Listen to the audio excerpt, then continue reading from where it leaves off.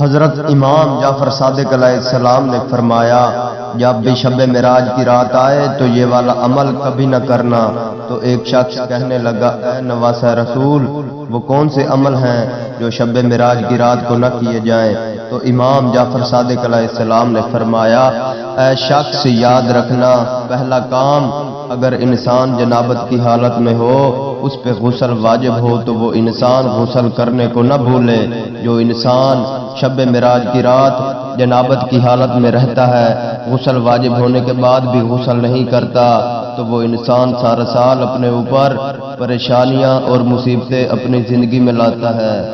تو شب معراج سے پہلے انسان کو چاہیے کہ وہ غسل کرنا نہ بھولے اور کوشش کرے کہ انسان ساری رات وضو میں رہے اور کثرت سے میرے نانا محمد مصطفیٰ صلی اللہ علیہ وآلہ وسلم پر درود بھیجے۔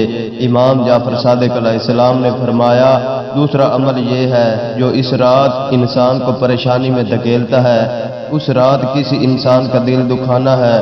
جو انسان شب معراج کی رات کسی انسان کا دل دکھاتا ہے یا تکلیف دیتا ہے تو اللہ کے فرشتے اس انسان سے منہ پھیر لیتے ہیں، تو وہ انسان اپنے گھر کے ساتھ پریشانیوں اور مصیبتوں میں مبتلا رہتا ہے۔